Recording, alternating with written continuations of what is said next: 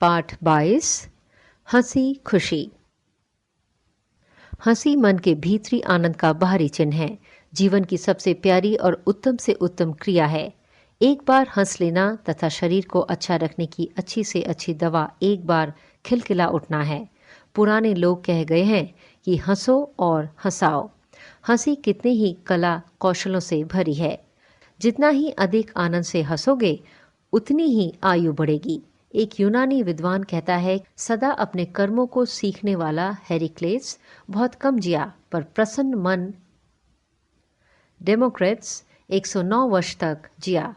हंसी खुशी का नाम जीवन है। जो रोते हैं उनका जीवन व्यर्थ है।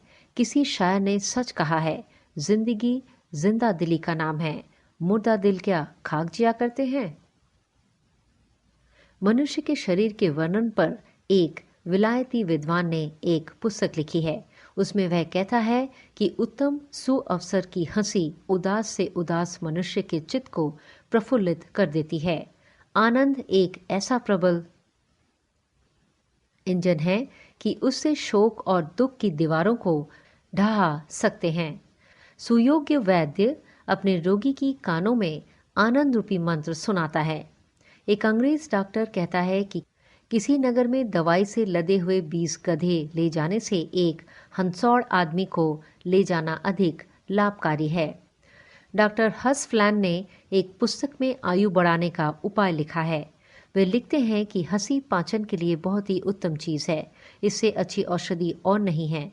एक रोगी ही नहीं बल्कि सबके लिए हंसी बहुत काम की चीज़ है। हंसी शरीर के स्वास्थ्य को शुभ संवाद देने वाली है।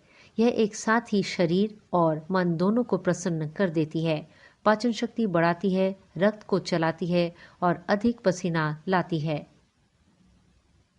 हंसी एक शक्तिशाली दवा है। एक डॉक्टर कहता है कि हंसी जीवन की मीठी मदिरा है। डॉक्टर ह्यूड कहते हैं कि आनंद से बढ़कर बहुमूल्य वस्तु मनुष्य के पास और नहीं है। कार्लाइल एक राजकुमार था, संसार त्यागी हो गया था। वह कहता है कि जो दिल से हंसता है वह कभी बुरा नहीं होता। दिल से हंसो, तुम्हें अच्छा लगेगा। अपने मित्र को हंसाओ, वह अधिक प्रसन्न होगा। शत्रु को हंसाओ, तुमसे कम घृणा करेगा। एक अनजान को हंसाओ, तुम पर भरोसा करेगा। उदास को हंसाओ, उसका दुख घटेगा। एक निराश को हंसाओ, उसकी आशा बढ़ेगी। पर हमारे जीवन का उद्देश्य केवल हंसी ही नहीं है। हमको बहुत काम करने हैं। तथापि उन कामों में, कष्टों में और चिंताओं में एक सुंदर आंतरिक हंसी बड़ी प्यारी वस्तु भगवान ने दी है। हंसी सबको भली लगती है। मित्र मंडली में हंसी विशेषकर प्रिय लगती है। जो मनुष्य हंसते नहीं, उनसे ईश्वर बचाए। जहाँ तक हो सके हंसी से आनंद प्राप्त करो। प्रसन्न लोग कोई बुरा कार्य नहीं करते। हंसी वैर और बदनामी की शत्रु है और भलाई की सखी है। हंसी सजे सजाए घर के समान है। मनुष्य रोने के लिए नहीं बनाया गया है, वह हंसने के लिए बनाया गया है। मनुष्य खूब जोर से हंस सकता है। पशु पक्षियों को ईश्वर ने यह शक्ति नहीं दी। मनुष्य हंसने, मुस्कुराने, गीत गाने और स्तुति करने के लिए बनाया गया है। हंसी भय भगाती है, दुख मिटाती है, निराशा घटाती है, कंगाली का आधा बोझ घटा देती है। उदास आदमी से दूर रहो। जो हंसता है वह अपनी आयु बढ़ाता है। मनुष्य को किसी और दवा की जरूरत नहीं। उसे मित्रों में बैठाओ और खूब हंसाओ। जो हंसते हैं वे धन्य हैं। धन्य है वे जो दूसरों को हंसाते हैं। उनकी बातों से शरीर में रक्त आनंदित होकर नाच उठता है। हंसी मन में नित्य नई उमंगें पैदा करती है। हंसी चिंता को उड़ाती है और कष्टों को झेलने में सहायता करती है। जो हंसता है वह बिना डिप्लोमा के ही डॉक्टर है। हंसते डॉक्टर का चेहरा बीमार के घर में एक कड़वी दवा की बोतल से अच्छा है। जब आप हंसते हैं तो आपके इर्द गिर्द एक खुशनुमा वातावरण बन जाता है। एक ऐसा वातावरण जो आपके साथ दूसरों को भी आनंद प्रदान करता है।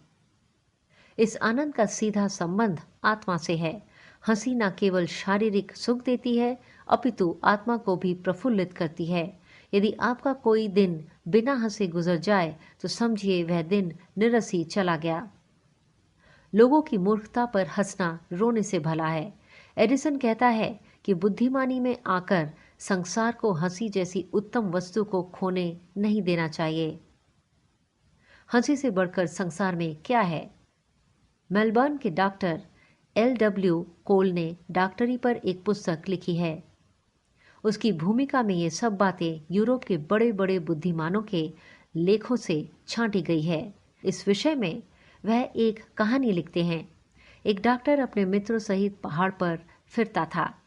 एक चट्टान पर उसे एक कौवे का घोंसला दिखाई दिया। डॉक्टर ने कहा, आओ सब दौड़े, देखे पहले उस घोंसले के पास कौन पहुंचता है। सब दौड़े। एक मित्र इतना तेज दौड़ा कि हाँफ कर बैठ गया। जब सब एकत्रित हुए तो इतना हंसे कि पेट फूल गए।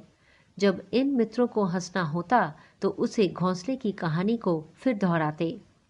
कई साल पीछे उनमें से एक मित्र बीमार हो गया। मरने को था कि उस डॉक्टर को खबर हुई। वह गया।